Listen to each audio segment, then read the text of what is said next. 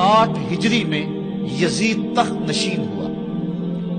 یزید بدکار شخص تھا، ابن اسیر اور دیگر بڑی بڑی معتبر کتب تواریخ میں اس کے سیاہ کارناموں کے تذکرے موجود ہیں۔ وہ زانی تھا، شرابی تھا، مسلمانوں کا قاتل تھا۔ بنت عنب کے ساتھ شہر مکہ اور شہر محبوب مدینہ الرسول میں جو اس کی بدمعاشیاں ہیں ان سے کون بے خبر ہے۔ اس نے شہر مکہ میں بیٹھ کے شراب پی، اور حضرت امام حسین رضی اللہ تعالی عنہ جب گزرے تو اس نے ایک جام بڑھاتے ہوئے نواسہ رسول کے آگے پیش کرتے ہوئے کہا کہ اس کو پی لو، کہ قرآن نے یہ نہیں کہا کہ شرابیوں کے لیے خرابی ہے، بلکہ قرآن نے تو کہا نمازیوں کے لیے خرابی ہے، لہٰذا یہ شراب کا جام لے لیجئے اور اس کو نوش کر لیجئے۔ حضرت امام حسین الیاس باللہ کہتے ہوئے آگے گزر گئے۔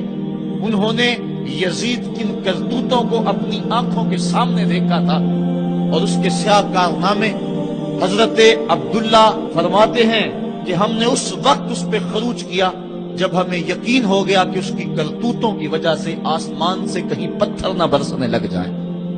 صرف واقعہ کربلا ہی نہیں، اس نے مدینہ الرسول کے اندر 700 صحابہ کو شہید کیا، 10,000 تابعین کو قتل کیا، اور 300 نوجوان خواتین کی آبرو ریزی کروائی۔ اور مکہ المکرمہ میں یزید نے کعبۃ اللہ پہ سنگ باری کی۔ یہ تاریخ کے حوالے ہیں جو آپ کے سامنے رکھ رہا ہوں، حتیٰ کہ پورا مطاف پتھروں سے بھر گیا، کعبے کا غلاف جل اٹھا۔ حضرت اسماعیل علیہ السلام کے عوض میں جو دمبا آیا تھا اس کے سینگ کعبۃ اللہ کی چھت پہ رکھے گئے تھے، وہ سینگ بھی جل گئے۔ اسی لیے ان ایام کو ایام حرہ کہا جاتا ہے تاریخ کے اندر۔ 3 دن تک مسجد نبوی میں نہ اذان ہوئی نہ اقامت ہوئی، اور مسجد نبوی کے اندر یزید کی فوجوں کے گھوڑے بندے رہے، منبر رسول کی حرمت پامال کر دی گئی۔ اب وہ یزید جب تخت نشین ہوا تو حضرت امام حسین رضی اللہ تعالی عنہ کو ولید بن عتبہ نے بلا کر کہا کہ تم یزید کے لیے بیعت کر لو۔ تو حضرت امام حمام حضرت امام حسین نے 2 ٹوک کہا کہ یہ کیسے ہو سکتا ہے کہ میں اس جیسے ظالم شخص کے ہاتھ پہ بیعت کروں۔ آپ یہ کہہ کے پلٹے تو مروان بن حکم نے مشورہ دیا کہ یہ موقع ہے، جانے نہ دو، اگر یہ چلے گئے قابو پانا دوبارہ مشکل ہوگا، لہٰذا ابھی ان کو قتل کر دیا جائے۔ یہ حضرت امام حسین رضی اللہ تعالی عنہ کے کانوں میں آواز پڑی۔ روایات میں آتا ہے کہ آپ نے انہی قدموں کے بل پیچھے پلٹ کے نیام سے تلوار باہر نکالی اور ہوا میں لہرانی شروع کر دی۔ محمدی کے چھار سے حیدری شیر نکل آیا، کہا ولید بن عقبہ تو ہمیں نہیں جانتا ہم کون ہیں؟ آنا حسین ابن علی ابن ابی طالب، میں حسین ہوں، علی کا بیٹا ہوں، اور علی ابو طالب کا بیٹا ہے۔ ہمارے گھر میں قرآن اترتا رہا ہے، فرشتے ہمارے گھر میں آتے رہے ہیں۔ وَيَزِيدُ ابن المعاویہ فاسقن فاجرن قاتل النفس مولن بالفسق شارب الخمر، اور یزید فاسق ہے، فاجر ہے، مسلمانوں کا قاتل ہے اور شراب پیتا ہے، اس لیے حسین ڈنکے کی چوٹ پہ یزید کی بیعت سے انکار کرتا ہے۔ حضرت امام حمام امام حسین رضی اللہ تعالی عنہ نے انکار بیعت کی وجہ بیان کر دی۔ آج یہ پراپیگنڈا کیا جاتا ہے کہ یہ 2 شہزادوں کی جنگ تھی اور یہ اقتدار کے لیے سب کچھ ہوا۔ اگر یہ بات ہوتی تو ترمح بن عدی کہہ رہا ہے، حاتم طائی کا پوتا، جب آپ میدان کربلا کی طرف بڑھ رہے ہیں، حضور آپ میرے پہاڑوں میں آ جائیں اور 5000 کا لشکر آپ کی پشت پہ رکھ دوں گا، اور آپ جدھر بڑھیں گے وہ جان نثاری کرتے ہوئے آپ کے پیچھے ہوں گے اور یزید کی حکومت کے ٹکڑے کر کے رکھ دیں۔ حضرت امام حمام امام حسین نے ترمح بن عدی بن حاتم کی اس پیشکش کو ٹھکرا دیا، کہا میں تو کسی اور کام کے لیے جا رہا ہوں۔ یزید کے چہرے سے اس نقاب کو نوچنا تھا، اس کے مکروہ چہرے کو لوگوں کے سامنے ننگا کر کے بتلانا تھا کہ یہ وہ شخص ہے کہ جس کے بارے میں میرے محبوب اور میرے نانا نے خبر دی ہے کہ بنو امیہ کا ایک ظالم شخص میری سنت کو بدلے گا اور وہ سنت کو بدلنے والا یہی یزید کا صرف یہی بد کرداری کا مرحلہ نہیں تھا، اس کربلا کے صحرا کے اندر یزید نے جس طرح امام حسین رضی اللہ تعالیٰ عنہ کو شہید کیا اور حضرت امام حسین کے خاندان کو شہید کیا، جب مدینہ المنورہ پر یزید نے مسلم بن عقبہ کو مقرر کیا، جس کو بزرگوں نے مصرف بن عقبہ کہا ہے، تو اس کو کہا 3 دن تک مدینے کا حرم تمہارے لیے حلال ہوگا، جو چاہو تم کرنا، اور شامی فوجوں کو اجازت ہوگی۔ تو وہاں بھی انہوں نے 10,000 تابعین اور 700 صحابہ کو شہید کیا۔ حضرت ابو سعید خدری رضی اللہ تعالیٰ عنہ گھر سے باہر نکلے، کافی بوڑھے ہو چکے تھے، تو انہوں نے حضرت ابو سعید خدری کو پکڑ لیا، کہا تم کون ہو؟ کہا مجھے ابو سعید خدری کہتے ہیں۔ تو کہا ہاں تمہارا نام سنا ہے، اور داڑھی سے پکڑ کے کھینچا اور کہا کہ ہے تمہارے پاس جو ہمیں دو؟ تو کہا کہ میرے پاس تو کچھ بھی نہیں، میں تو فقیر آدمی ہوں۔ تو ان کے گھر ان کو لے گئے، تو 2 کبوتر رکھے تھے حضرت ابو سعید خدری نے، تو وہ کبوتر لوٹ کے لے گئے۔ اللہ اکبر۔ حضرت ابن سنان رضی اللہ تعالیٰ عنہ کو، جو حضور کے علم بردار تھے فتح مکہ کے دن، ان کو ستو پہلے پلائے اور پھر ان کی گردن کاٹی گئی اور کہا یہ ہے وہ ستو جو تم زندگی میں آخری بار پیو گے۔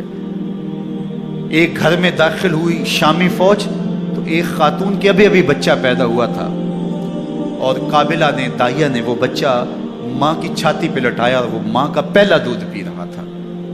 تو یہ جا کے کہنے لگے نکالو تمہارے پاس جو کچھ ہے۔ تو اس خاتون نے کہا تم جانتے ہو یہ بچہ کون ہے؟ تو انہوں نے کہا ہم نہیں جانتے۔ کہا یہ حضرت ابن ابی کبشہ انماری رضی اللہ تعالیٰ عنہ کا بچہ ہے، اور یہ وہ صحابی ہیں کہ جو بیت الشجرہ کے موقع پہ حضور کے ہاتھ پہ بیعت کرتے ہیں۔ انہوں نے اس چیز کا لحاظ نہ کیا، کہا جو کچھ ہے وہ ہمیں دو ورنہ تیرے بچے کو نہیں چھوڑیں گے۔ تو ماں بچے سے مخاطب ہو کے کہتی ہے، ابھی بچہ پیدا ہوا ہے اور ماں سے پہلا دودھ پی رہے، کہ بیٹے اگر میرے پاس کچھ ہوتا، وہ قیمتی سے قیمتی چیز بھی ہوتی، تیری جان کے لیے قربان کرتی، لیکن اس وقت میرے پاس کچھ ہے نہیں۔ تو ایک شکی آگے بڑھا اور بچے کو ایک ٹانگ سے پکڑ کے کھینچ کے دیوار کے ساتھ پٹک کے مارا، جس سے دماغ کا بھیجا نکل گیا۔ کیا کیا زیادتیاں نہیں کی۔ 700 صحابہ حرہ کے واقعہ میں شہید کیے یزید نے، اور 10,000 تابعین شہید کیے۔ مسجد نبوی میں ممبر رسول کے ساتھ گھوڑے باندھے، اور وہ ممبر رسول اور مصلی رسول کے قریب لید کرتے رہے۔ حضرت سعید عبد المسیب فرماتے ہیں میں نابینا تھا اور حضور کے روضہ انور کے پاس بیٹھا تھا، اور یزید کے سپاہی آتے، جو بھی مسجد میں نظر آتا پکڑ کے لے جاتے، مجھے نابینا سمجھ کے چھوڑ دیتے، لیکن میں پریشان تھا کہ ظہر کا وقت ہوگا، عصر کا وقت ہوگا، مغرب عشاء کا وقت ہوگا، نہ اذان نہ اقامت نہ جماعت، تو کیسے مجھے پتہ چلے گا کہ نماز کا وقت ہو گیا، اور کیسی میری نمازوں کا کیا بنے گا؟ میں اس فکر میں بیٹھا تھا۔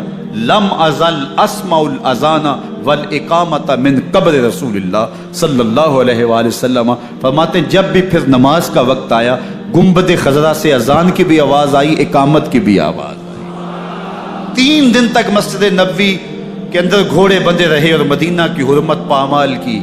مدینہ کے گھروں کے اندر یہ بدکماش داخل ہوئے، اور جو بدکاریاں انہوں نے کی کلیجہ منہ کو آتا ہے۔ 1002 شیزائیں ان بدکاروں کی بدکاریوں کی وجہ سے کنواری حالت کے اندر حاملہ ہوئی۔ 3 دن تک مدینے کا حرم انہوں نے پامال کیا، اور پھر مکہ المکرمہ میں کعبۃ اللہ پر گولے برسائے اور کعبہ کا غلاف جل گیا۔ وہ تو یزید مر گیا، اور حضرت عبداللہ ابن زبیر رضی اللہ تعالیٰ عنہ نے اپنی خلافت کا اعلان کیا۔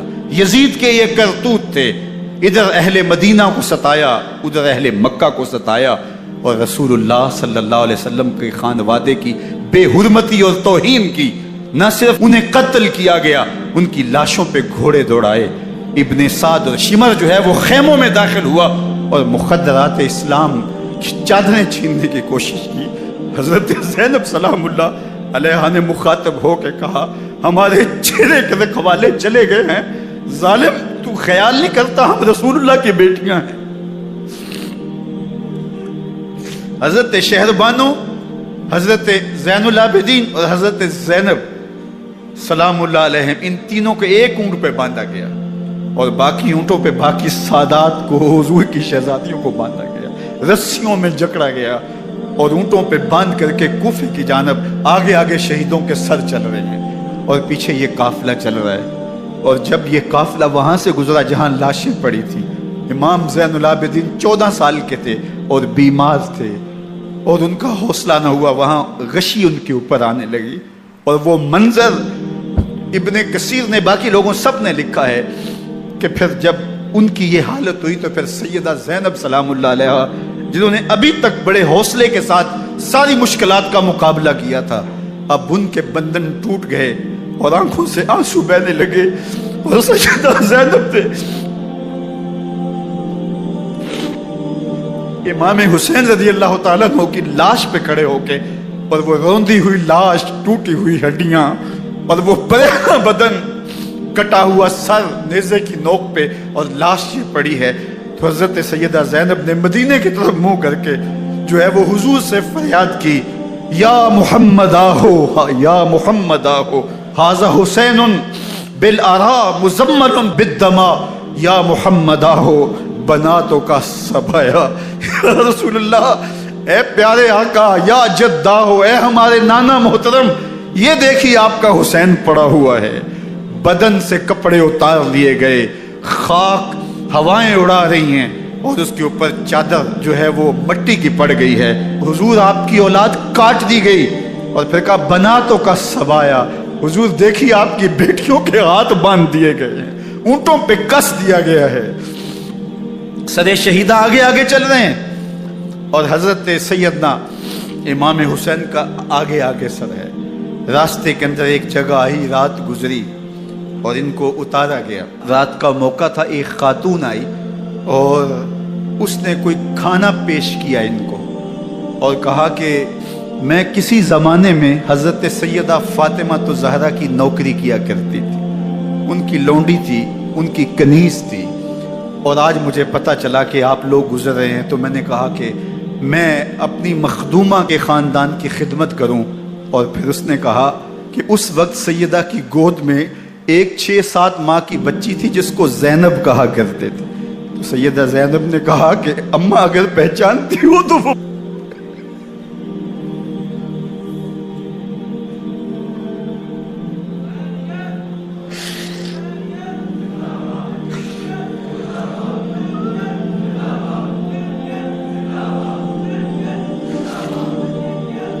یہ تاراج اور لٹا ہوا کارواں پھر وہاں سے کوفے میں کیسے پہنچا، اور کوفے کے اندر سیدہ زینب سلام اللہ علیہا نے وہ یزید کے دربار میں، ابن زیاد کے دربار میں وہ جرأت آمیز جو باتیں کہیں، اللہ اکبر، زینب کی زبان میں علی کی خطابت بول رہی تھی، اور پھر دشمن اور دوست سارے رونے لگے، اور وہ کیا دل گداز منظر تھے۔ اور پھر یہ سروں کا قافلہ اور سادات کرام کا مشکیں کسی ہوئی ہیں اور اونٹوں پہ باندھے ہوئے، ان کو وہاں سے پھر قادسیہ اور قادسیہ سے پھر دمشق یزید کے دربار میں پہنچایا گیا، اور وہاں سے یہ لٹے ہوئے خانمہ برباد تاراج لوگ مدینہ المنورہ میں کیسے پہنچے، اور اہل مدینہ نے کیسے استقبال کیا، اور وہ منظر کتنا دل گداز تھا جب اہل مدینہ زینب سے پوچھتے تھے زینب حسین کہاں ہے؟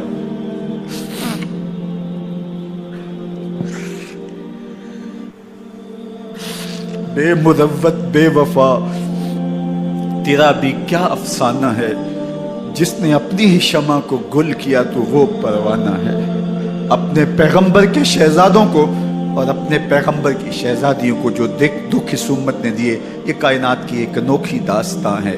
اللہ ہمیں اسوہ شبیری پہ عمل کی توفیق عطا کرے اور ان کے نقوش پاک کی برکتیں دے، اہل بیت کی محبت ہماری روحوں میں جذب کر دے، اور جس عظیمت کے ساتھ، جس حوصلے کے ساتھ انہوں نے دکھوں کو جھیلا، جو دہکتی آگ کے شعلوں پہ سویا وہ حسین، جو جواں بیٹے کی میت پر نہ رویا وہ حسین، جس نے سب کچھ کھو کے کچھ نہ کھویا وہ حسین، مرتبہ اسلام کا جس نے دوبالا کر دیا، خون نے جس کے دو عالم میں اجالا کر دیا، جو کہ سوزے غم کو سانچے میں خوشی کے ڈھال کے، مسکرایا موت کی آنکھوں میں آنکھیں ڈال کے، اے حسین ابن علی تم پر سلام، نازش آل نبی تم پر سلام۔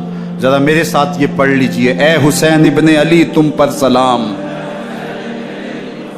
نازش آل نبی تم پر سلام، تم پہ لاکھوں رحمتیں لاکھوں سلام، اے شہیدان محبت کے امام، لالا گوں لالا بدن لالا کفن، اے چمن اندر چمن، زندگی ہی زندگی تیری حیات، اے حیات اندر حیات، افتخار ملت بیضہ ہے تو، رب کعبہ کی قسم یکتا ہے تو، فخر کا دل میں دریچہ باز کرنا چاہیے، جن کا تو آقا ہے ان کو ناز کرنا چاہیے۔ وآخر دعوانا ان الحمدللہ۔